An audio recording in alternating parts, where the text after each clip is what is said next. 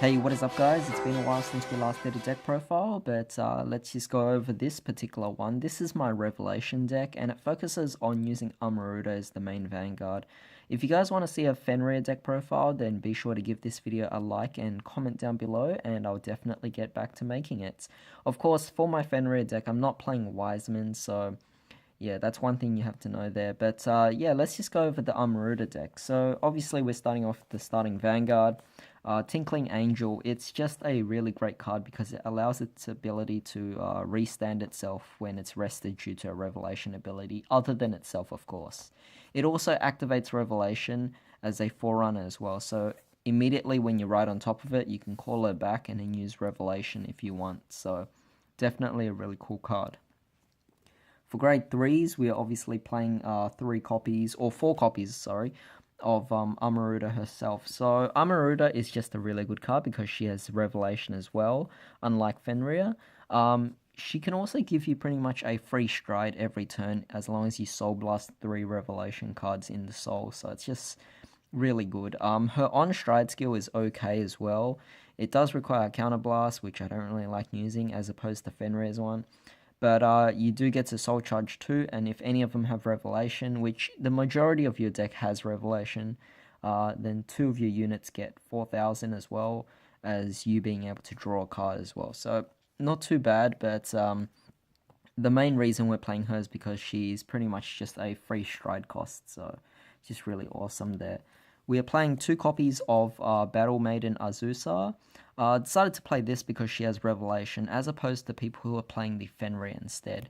We're also playing 1 copy of Goddess of Abyss, Erish Kigo. Again, just another Revelation unit. This one specifically allows you to stand 2 units if you Soul Blast 3, so not too bad of a card at all.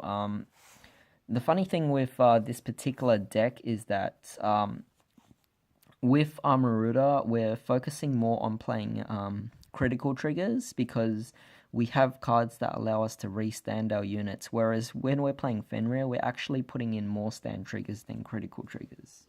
Alright, so moving on to grade 2s, we're playing 4 copies of Battle Maiden Kotonoha. I mean, it's pretty self-explanatory at this point. Her Revelation's only on rear circle, but it's fine because every time a card goes into the soul, you get 1,000. If it's due to Revelation, it gets an additional 1,000. So it's just a really great card to just increase the power of your units. So really great card there. We are also playing 4 copies of Battle Maiden Senri. Just a great card to manipulate the top card of your deck, either putting it on top or the bottom. So definitely a really great card here. But of course, your other rearguard does have to rest because of that. But it does allow you to go crazy with the Revelation ability here. This deck just does so much with Revelation, and it really maximizes the potential of it. We are also playing 4 copies of Goddess of Karmic Wind Ningul. This card is a Revelation on the Vanguard circle as well as the Rearguard circle, so that's a really good card. Now, it's a 10,000 attacker, so it can't attack unless you Soul Charge this turn. So, yeah, unless you Soul Charge this turn, you can't attack a Vanguard. So you can attack rear guards, but you just can't attack a Vanguard with this. But again, we're focusing on the whole of trying to maximize the Revelation here. We basically want to just put more cards in our soul over and over and over again, and just increase the number in our soul as much as we can.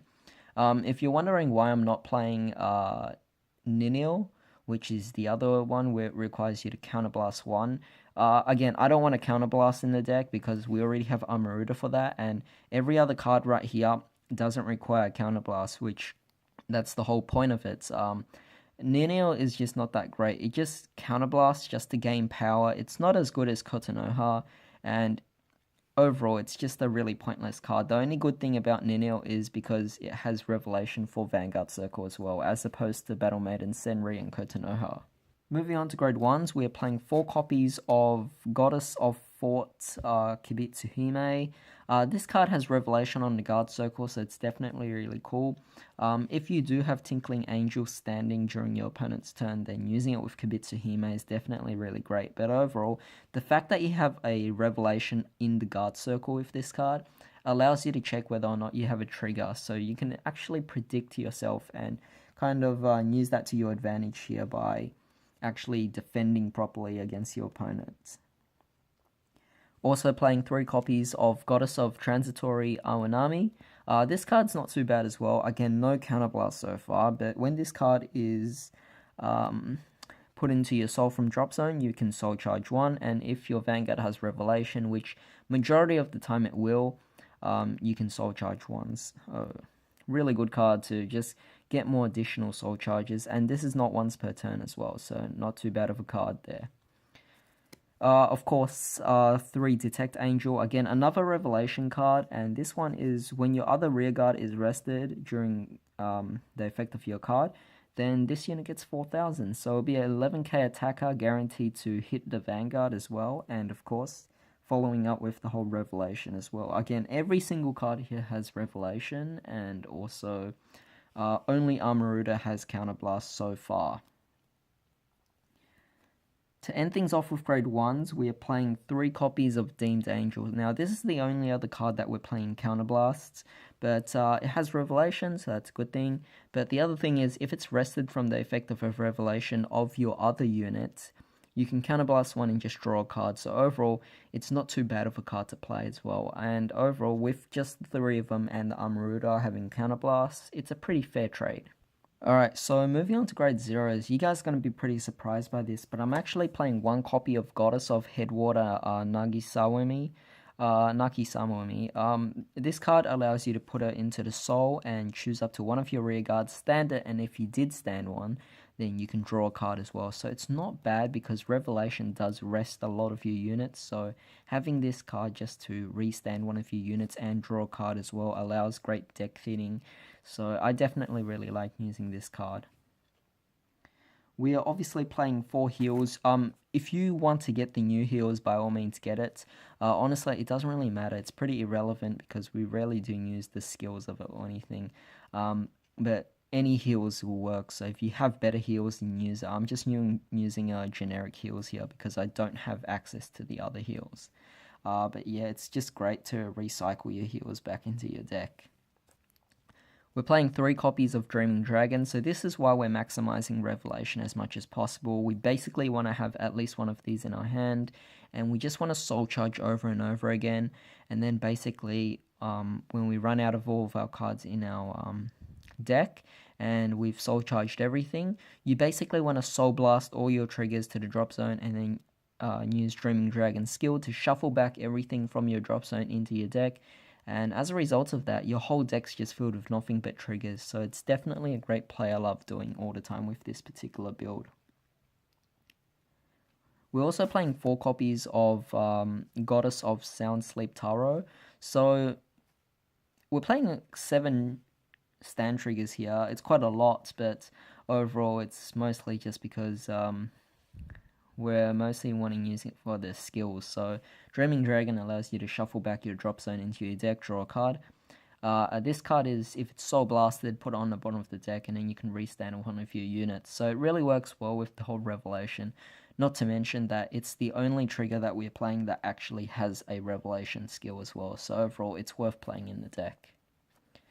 For critical triggers now, we are playing 3 copies of Regalia of Hyposena Kurihime. Allows you to put it into the soul, and if you have a grade 3 or greater Vanguard, choose one of your units, gets 3,000, and if you have a face-up card in your G-Zone, draw a card as well. So not too bad for deck thinning, putting it into the soul to set up for Dreaming Dragon, of course, and it's just overall a great card. And then we're ending things off with 2 Wraith Witch Sorrel, which is just 2 more generic critical triggers. If you want to take out one of this to put in a 4th one, by all means go ahead. I just don't have a 4th copy of this, so yeah, anything works, but this is basically the trigger lineup. Alright, so let's move on to the G-Zone. Alright, so for the G-Zone, we are playing 4 copies of Goddess of Investigation, Ishtar. This card's basically the card that allows you to restand your units again, which is definitely a really cool skill. She also has Revelation, which is really awesome. Again, I just really like this card because it's not once per turn, meaning you can keep flipping her up again to restand multiple units at a time. So let's say the first time you reveal a grade 1 or greater, then you can flip over 1 and restand 1. On your second check, if you get another grade 1 or greater, then you can flip over again to flip 2 more. So it's definitely a really nice skill to use. We're also playing 2 copies of Goddess of Mercy Inanna. A great card to just retire your opponent's rear guards and then just gain a bunch of power. Again, we're soul charging like crazy. Every card in this deck has Revelation, so all of your units get 2,000 for each face-up card in the soul. For each card in your soul with Revelation ability. And this is GB3, but overall it's pretty easy to achieve that given we have G guards. Also, we are playing 1 copy of Fenrir. I just put it in there. Honestly, it's up to you what you want to play. You could play more Inannas if you want to. Playing Moonspell, again, another card just to soul charge cards and maximize the whole putting cards into your soul. You could take out these 2 to put in 2 more copies of Inanna if you want, but overall, I'm okay with this. And then we're also playing 4 copies of Vanguard. I still think this is a really great card, still worth playing, allows you to just stack your deck and guarantee triggers if possible, but overall, just a really nice card to go for. I rarely go for this. I usually just win with Ishtar Inanna. I never go for these other ones here, but it's up to you what you want to play. For G-Guards, we're playing 1 copy of Hana Satsuki, we're playing 1 copy of Iris, 1 copy of Tagwoot, and also 1 copy of Ear. Basically just a variety of G-Guards, because this one you can put back any 3 units from your drop zone into your soul. This one you can put 4, although it might seem better than Iris, they have to be different grades, so not that great, but it does gain the power as well, which is definitely really nice. But overall, this is why I'm playing 1 Iris and 1 Ear, because it alternates. Sometimes, depending on the situation, I like to play either or. Hana Satsuki and Tagwood's also alright as well. But yeah, it's up to you what you really want to play with the G-Guards. Just 4 G-Guards is perfectly fine. But that's basically it for this deck profile. Really fun deck to play. Revelation's just really crazy when you play this particular build. If you want to see a Fenrir build, then again, just leave a comment on this video. I really want to make that deck profile as well, actually. Fenrir is just as fun to play, of course, and I'm not playing the Wise Men build, so I'm not focusing on this whole huge combo to go with, not focusing on a big OTK to beat your opponent. Just another fun variant to play, but obviously it doesn't use Revelation as much, but still uses abilities to obviously stack the deck with Vanguard, of course, and also call additional units, getting multiple attacks, and being able to restand your units as well. But yeah, that's it for this deck profile. Hope you guys enjoyed it. I hope you guys have a great day. I'll see you next time.